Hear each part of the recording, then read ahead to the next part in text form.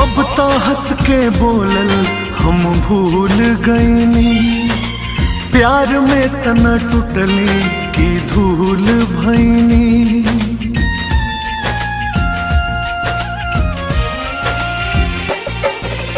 अब तो हंस के बोलल हम भूल गईनी, प्यार में तना टूटली की धूल भईनी।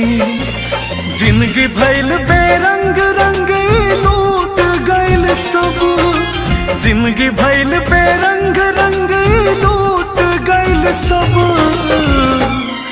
ई प्यार ई प्यार ई प्यार हमके तकलीफ देता हो, ई प्यार हमके तकलीफ देता हो।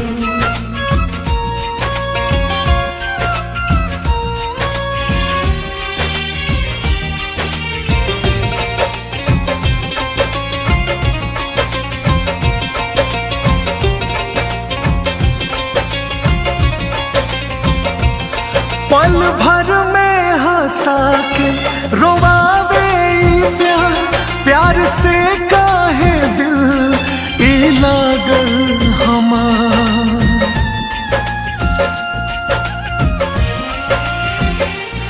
पल भर में हंसा के रोवावे प्यार, प्यार से काहे दिल ई लागल हमार। अब जिंदगी न बाटे हो पहिले नियन, तरस जाला एगो खुशी खाते मन।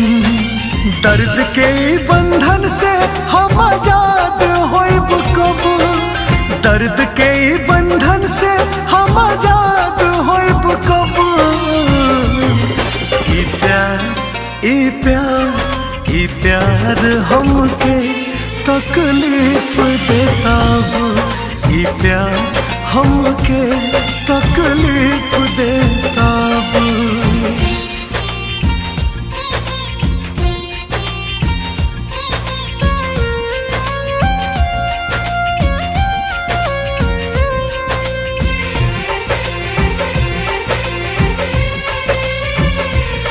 लाख समझाए फिर भी न समझे दिल, याद कैले बाउन कर जियल मुश्किल।